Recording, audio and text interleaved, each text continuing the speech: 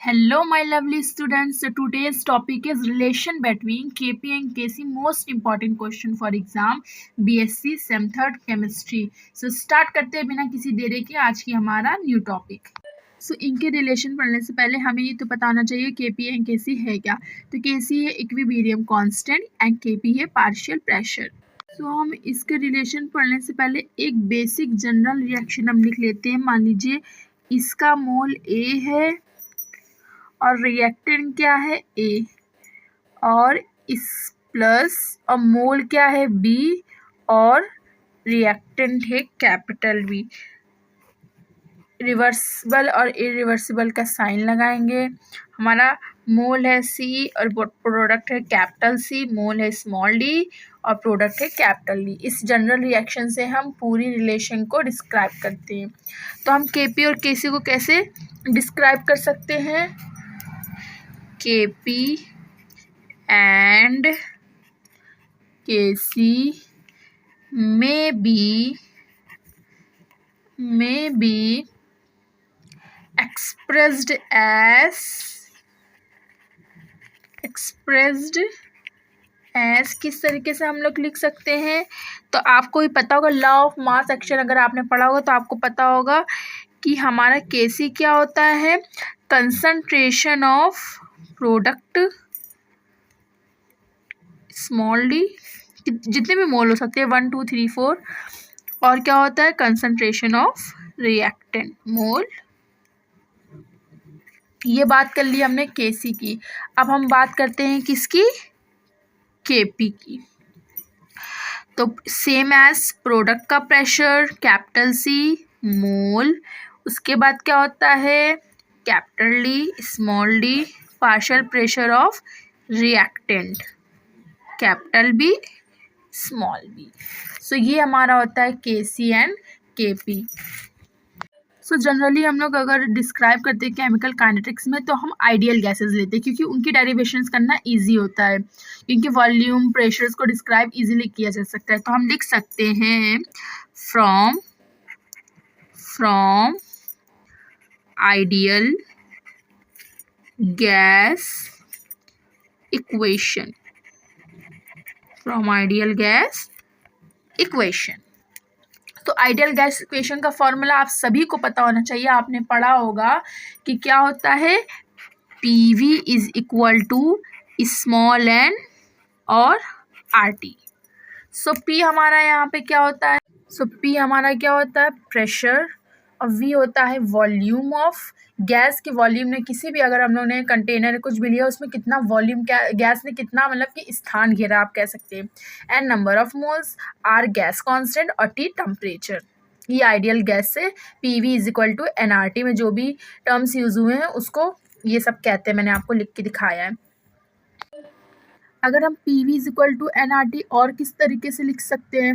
ये देखिए, P is equal to N, हम लोग यहाँ इसको डिवाइड में लिया है कैपिटल V, और RT ऐसे लिख सकते हैं. आपने शायद ये चीज़ पढ़ी होगी क्योंकि हमारे थर्ड सेमेस्टर यूनिट में है. काइनेटिक थ्योरी ऑफ गैसेस में भी आप पढ़ेंगे. तो क्या होता है? N upon V is equal to क्या होता है? Capital C. यहाँ पे कैपिटल C क्या है हमारा? कैपिटल C हमारा क्या है? Molar concentration. मोलर कंसंट्रेशन है यहाँ पे. तो हम इस फॉर्मूले को और किस तरीके से लिख सकते हैं? तो P is equal to capital C R और T. हम इस फॉर्मूले को ऐसे लिख सकते हैं. ठीक, इतनी बात आपके समझ में आई होगी. तो P is equal to CRT. अगर हम इस चीज़ को हम इसमें पुट कर देते हैं. ठीक, अभी आप देखिएगा मैं कैसे पुट कर रही हूँ इस चीज़ को इसमें. तो क्या होता है फॉर्मूला? मान लीजिए Kp इज इक्वल टू क्या है? Concentration of partial pressure of product, partial pressure of reactant. तो Kp इज इक्वल टू, यहाँ पे मान लीजिए P is equal to CRT है, तो PC इज इक्वल टू क्या हो जाएगा हमारा? C है, और क्या हो जाएगा? RT. और कंसंट्रेशन मोल स्मॉल होता है, इनटू हमारा आ जाएगा. और उसके बाद डी हमारा क्या होता है, तो P is equal to C R T है, तो P D is equal to क्या हो जाएगा, सी की पावर क्या हो जाएगा हमारा, D small D R T. यहाँ पे भी मोल लग जाएगा और यहाँ पे भी मोल। इसी तरीके से हम लोग क्या लिख सकते हैं, रिएक्टेंट का हम लोग लिख लेंगे आर टी, इसके भी mole small B, C A R T इसके भी और इसके। सो मैं आपको फिर से रिमाइंडर कर सकती हूँ हमने क्या क्या करा। सबसे पहले हमने क्या करा, केसी केपी हमें आपको पता है क्या होता है, पार्शियल प्रेशर इक्विलिब्रियम कांस्टेंट। उसके बाद हमने एक जनरल रिएक्शन ली, अब क्या रिएक्टेंट और प्रोडक्ट, और इसमें मोल्स ले लिया हमने स्मॉल ए small B small C small D. उसके बाद केपी एंड केसी में भी एक्सप्रेस हम लोग किस तरीके से लॉ ऑफ मास एक्शन आपने पढ़ा होगा। लॉ ऑफ मास एक्शन की वजह से ये पता है आपको, केसी इज इक्वल टू क्या होता है, concentration of product upon reactant, concentration of reactant. उसके बाद KP is equal to partial pressure आपने पढ़ा होगा, प्रोडक्ट एंड रिएक्टेंट। अगर हम लोग आइडियल गैस इक्वेशन के थ्रू अगर हम लोग रिएक्शन करेंगे रिलेशन, तो P V is equal to NRT formula होता है, और पी क्या होता है, pressure, V volume and number of moles, R gas constant, T temperature. P V is equal to NRT, तो हम लोग पी क्या ले आएंगे, अपॉन में ले आएंगे R T, N upon V हमारा क्या होता है, capital C, that is called molar concentration. उसके बाद P is equal to C R T हमारा आ गया। हम यही जो हमारी ये केपी की है इसी में हम उठा के इस टर्म्स को पुट कर देंगे। अगर पुट करने पे हमने हमारा क्या आया, पी सी था, तो पी की जगह पे क्या हो गया, कैपिटल सी आ गया, that is called molar concentration.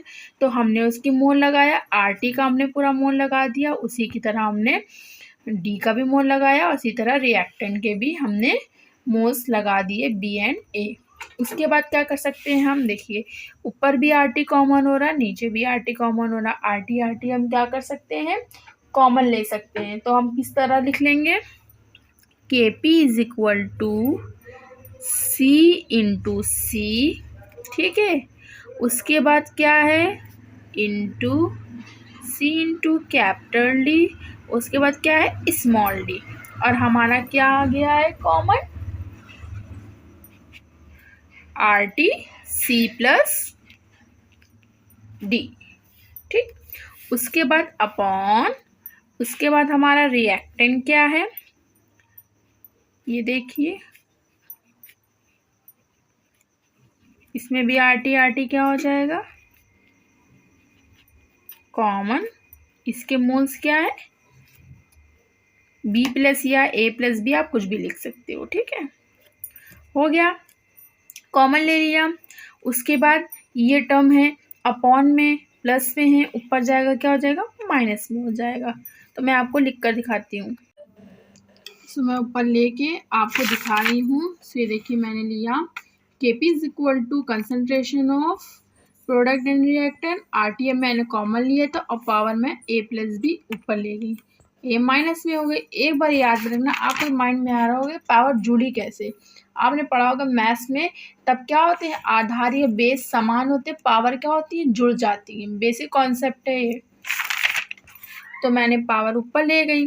उसके बाद क्या हो गया, देखिए इसको हम लोग क्या लिख सकते हैं, इस तरीके से लिख सकते हैं, जो हमारा प्रोडक्ट है एक्चुअली और रिएक्टेंट है उसको हम क्या सकते हैं, ब्रैकेट में लिख सकते हैं। उसके बाद हमने लिखने के बाद उसके मोल्स लगा दिए, और आर टी की पावर जैसे थी ऐसे ही लिखी रहने दी।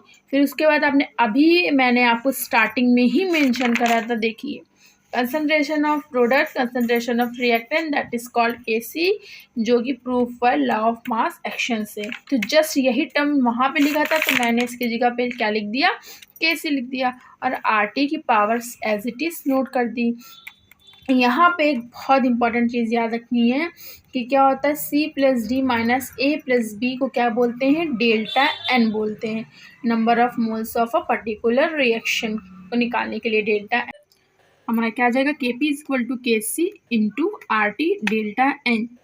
डेल्टा एन की वैल्यू मैं आपको ज़रूर आने वाली वीडियो में शेयर करूँगी, कैसे निकाला जाता है एक किसी भी पर्टिकुलर रिएक्शन की।